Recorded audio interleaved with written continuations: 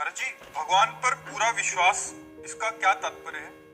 पूरा विश्वास हो जाना। हाँ, इसका तात्पर्य यह है कि हमें हमारे दुख की समय विपत्ति ने घेर लिया, हमारे दुख का समय आ गया, हमें दृढ़ विश्वास है मेरे भगवान मेरा परम मंगल करेंगे, मेरा परम हित करेंगे। ये दुख नहीं है, ये विपत्ति नहीं, भगवान का किया हुआ विधान, इसमें परम मंगल होगा। जैसे एक श्री राम नाम के भगत थे, श्री राम नाम था उनका, वो भगवान के परम भक्त थे और निष्काम भक्त थे। उनको पहले एक राज कर्मचारी के यहाँ नौकरी मिली, उनकी निष्कामता देखकर मंत्री जी ने अपने पास रख लिया और निष्कामता और प्रवीणता देखी तो बादशाह के सामने पेश कर दिया। बादशाह ने उनको निष्कामता के कारण ही खजांची बना दिया। तो वो इतने दयालु हृदय के थे, विश्वास की बात करता, इतने दयालु हृदय के थे कि जैसे कोई आया और कहा श्री राम ने हमारी बेटी का ब्याह है, खजाने से चुपचाप रुपया लेके दे दो। कोई बीमार है, कोई गरीब है, कोई भूखा है, ऐसे परेशान लोगों की वो सेवा करने लगे, खजानती थे। और ये बात काजी को पता चली, वैसे ही वो जनता था कि कितने उच्च कोटि के पद पर बैठ गया, उसने तुरंत बादशाह से शिकायत की कि श्री राम आपके खजाने को आपकी बिना अनुमति के लोगों को बांट रहा है।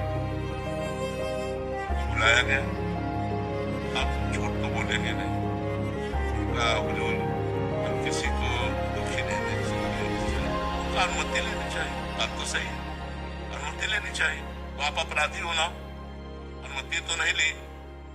तो काजी से कहा तुम इसकी दंड विधान करो, उनका फांसी की सजा, वो तो जल ही रहा था, फांसी की सजा। उनको विश्वास था भगवान परम मंगल भवन है, अमंगल होने ही नहीं दे सकते।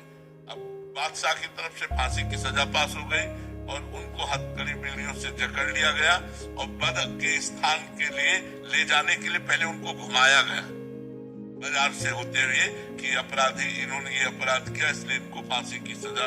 इधर उनको ले गए, इधर जो है एक झोली टांगे हुए श्याम वर्ण का 14 वर्ष का बालक आकर खड़ा हुआ, तो कहा सलाम हुजूर। देखा तो देखते ही आश्चर्यचकित हो गए, इतना सुंदर रूप। बोले कौन हो? बोले मैं श्री राम का नौकर हूँ। कैसे आए हो? बोले हिसाब चुकाने आया हूँ, खजाने का तुम्हारा जो भी चला गया है और ऐसे झोली पलटाई तो वो दिव्य हीरे, एक हीरे की कीमत उसके खजाना पूरा नहीं, कहा सब रख लो और तुरंत मेरे मालिक को छोड़ दो। उसके होश खराब हो गए, नौकर में इतनी सामर्थ। और तुम्हारा नाम क्या है? उन्होंने कहा बिट्ठू। और इधर उनसे पूछा गया कि अब आखिरी तुम्हारी इच्छा क्या है? महाराष्ट्र में विट्ठल भगवान है, उनके वो सेवक थे, उनका एक बार केवल झांकी करवा दो।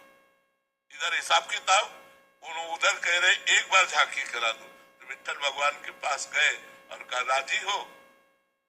इतने में घोड़े से दौड़ते हुए वो आदमी आए राजकीय और कहा श्री राम को मुक्त कर दिया जाए। तो बादशाह ने तुरंत बुलाया है, तो बादशाह ने बुलाया और कहा कि वो तुम्हारा नौकर वो हीरे डालकर पता नहीं कहाँ चला गया, मैं दोबारा देखना चाहता हूँ, एक बार उसका दीदार करना चाहता हूँ। तुम इतने धनी थे, हमें क्या पता कि हम तुम्हारे गुलाम बन सकते हैं, ऐसे हीरे तुम्हारे पास है, तुम्हारा नौकर लेकर के आया, तुम पहले क्यों नहीं बताया? तो उनका हुजूर हम आपके ही नौकर हैं, हमारा कोई नौकर नहीं है, आप विश्वास मान। बोले कैसे विश्वास मान? वो कह के गया। बोले क्या नाम बताए? बोले बिट्टू।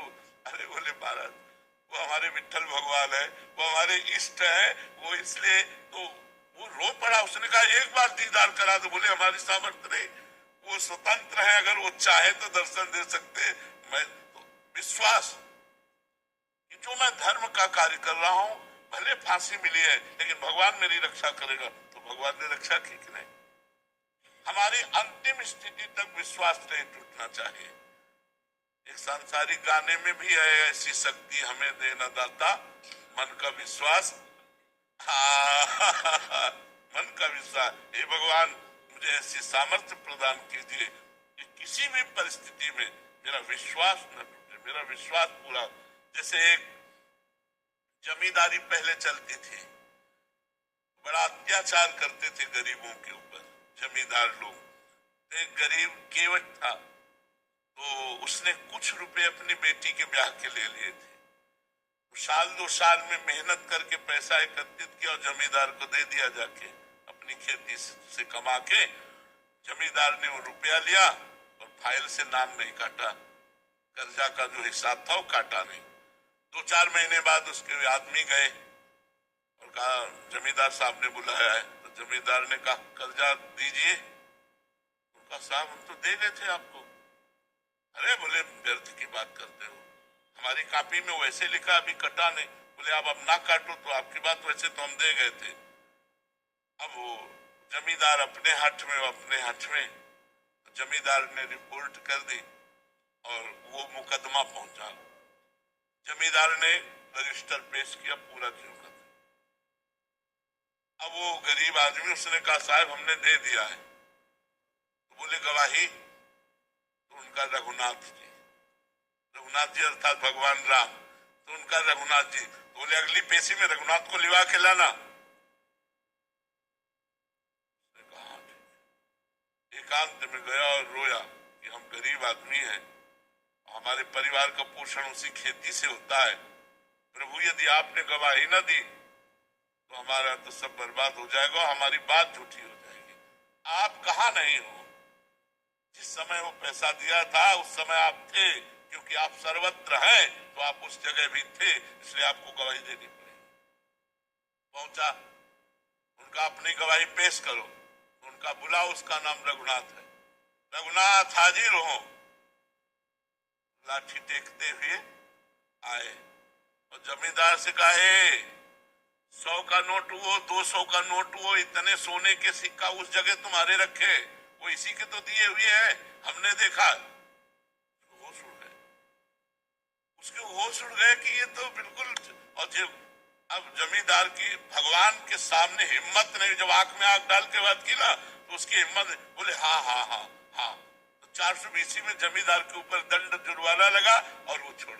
विश्वास कि भगवान है, मेरी रक्षा करेंगे, भगवान है, मेरा सहयोग करेंगे।